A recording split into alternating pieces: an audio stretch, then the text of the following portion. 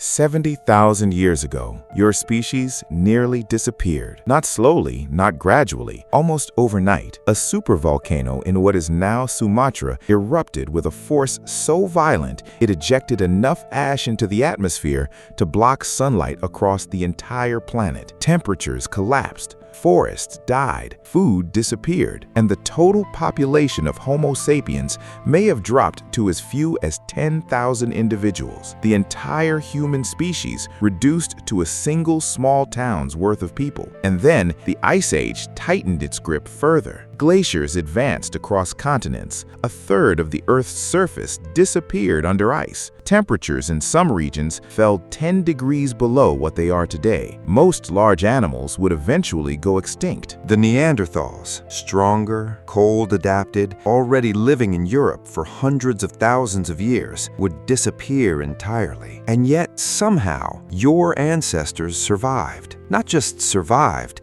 they crossed frozen continents, built shelters and landscapes that should have killed them within hours, created art, developed technology, and eventually inherited the Earth, which raises a question that should feel personal. What exactly did they have that everything else didn't? The first part of the answer is older than the Ice Age itself. Genetic studies analyzing body lice, which only live in clothing, revealed something extraordinary. Humans began wearing clothes approximately 170,000 years ago, long before the last glacial maximum, long before temperatures became unsurvivable. Your ancestors weren't scrambling to adapt when the cold arrived. They had been preparing, unknowingly, for tens of thousands of years.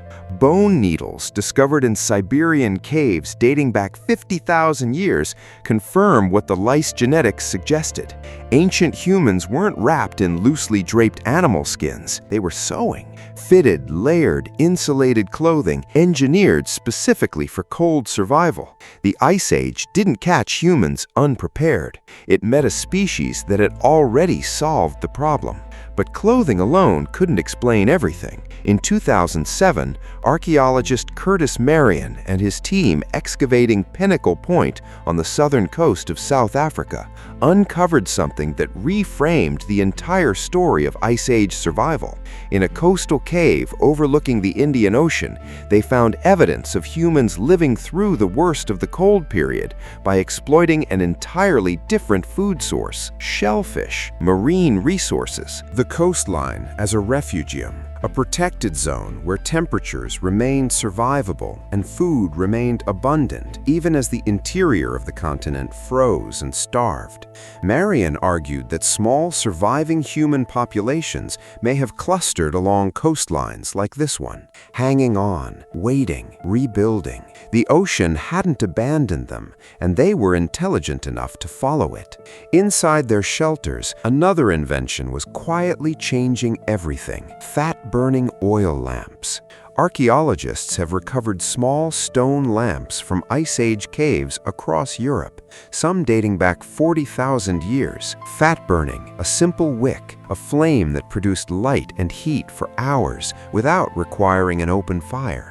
Inside sealed cave shelters, these lamps transformed unlivable environments into survivable ones. Your ancestors weren't simply hiding in cold, dark caves. They were engineering warmth into them. But the most important survival tool wasn't physical, it was social. Anthropologist Robin Dunbar spent years studying human group sizes across history and cultures and identified something consistent. Human social networks naturally organize around a number of approximately 150 stable relationships, large enough to share resources, coordinate hunts, and protect against threats, small enough to maintain genuine trust. But Ice Age humans went further than their predecessors had ever gone before. Archaeological evidence reveals trade networks stretching hundreds of miles, shells from coastlines appearing in inland caves, obsidian from distant volcanoes turning up in remote settlements. These weren't isolated groups barely surviving.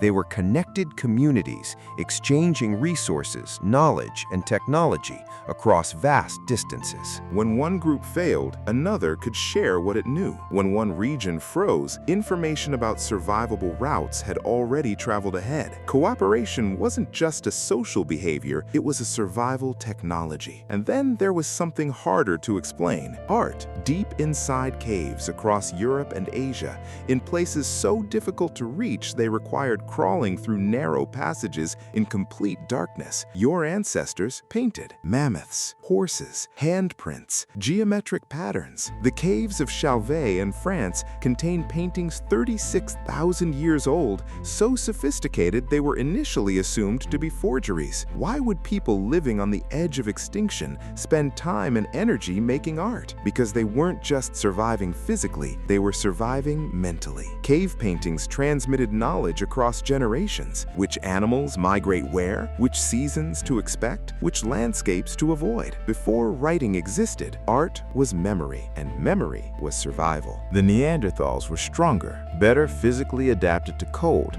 already established across Europe for 200,000 years before modern humans arrived, and they disappeared. Homo sapiens were smaller, less cold adapted, and had nearly gone extinct only decades before, and they inherited the world. The difference wasn't muscle, it wasn't bone density, it wasn't size. It was the ability to cooperate with strangers, to transmit knowledge across generations, to adapt not just physically, but culturally. And perhaps that is the strangest realization. The Ice Age didn't just test humanity, it built it. Every needle pushed through animal hide, every flame kept alive through a frozen night. Every story passed from one human to another in the back of a cave was quietly forging the species that would eventually cover the entire planet. Your ancestors didn't survive the Ice Age despite being human.